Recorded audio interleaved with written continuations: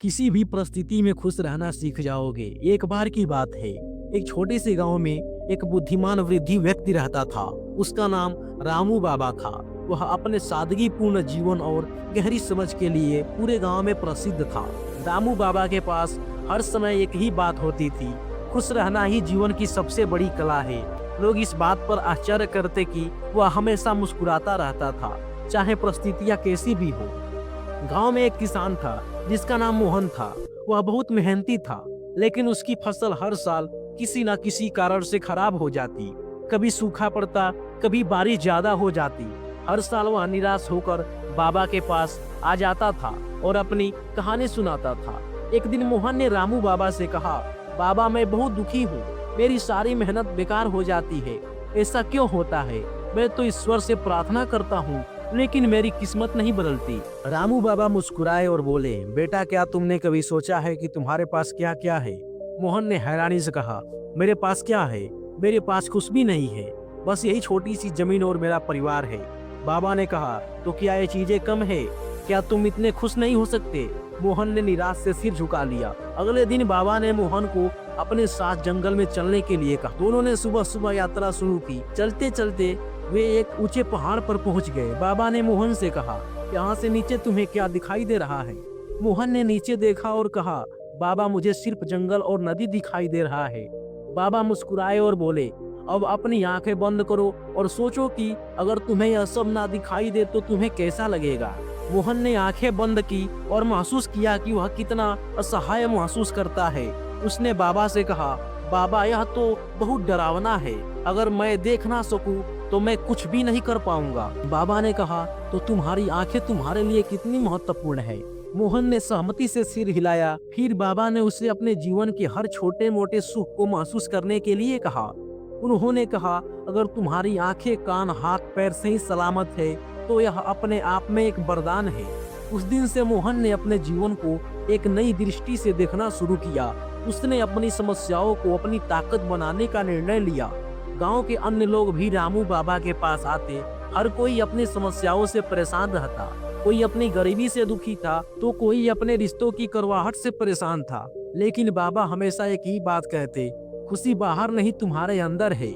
एक बार गांव का सबसे अमीर व्यापारी सुरेश बाबा के पास आया। उसने कहा, बाबा मेरे पास सब कुछ है, धन संपत्ति परिवार, लेकिन फिर भी मैं खुश नहीं हूँ। ऐसा क्यों? बाबा ने मुस्कुराते हुए एक कटोरी में पानी भरा और उसमें थोड़ा सा नमक डाल दिया। फिर व्यापारी से कहा, इसे पियो। सुरेश ने पानी पीते ही कहा, यह तो बहुत खारा है, इसे पीना मुश्किल है।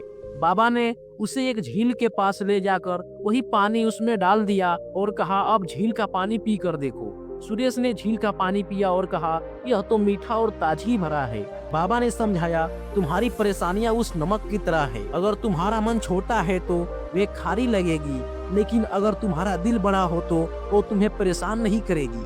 धीरे धीरे बाबा की सीख ने पूरे गांव को बदल दिया।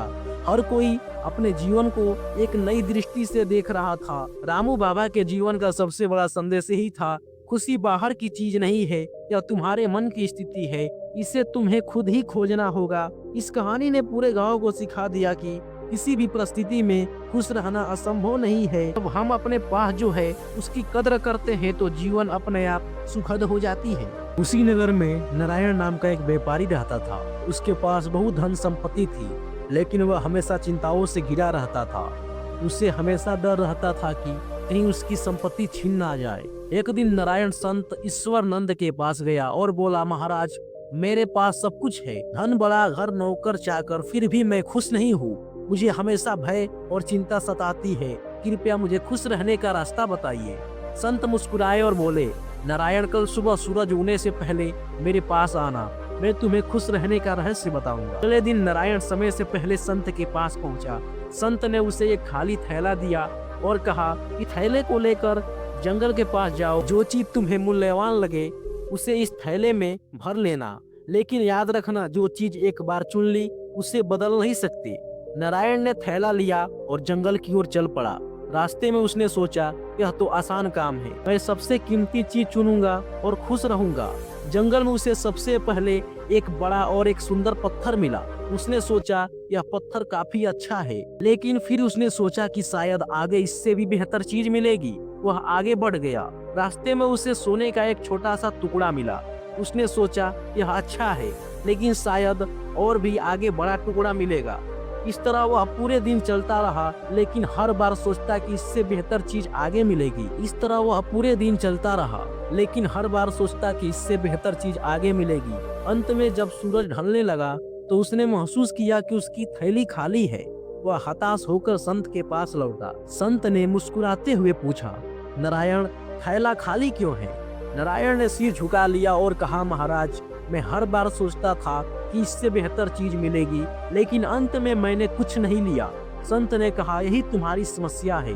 तुम्हारे पास जो है उसकी कदर करने के बजाय तुम हमेशा और ज्यादा पाने की चाहत में रहते हो। इसी वजह से तुम खुश नहीं रह पाते। संत ने आगे कहा, खुश रहने का रहस्य यह है कि तुम जो कुछ भी करते हो उसमें संतोष ढूंढो। अपने वर्तमान को जीना सीखो और जो तुम्हारे पास है उसकी सराहना करो।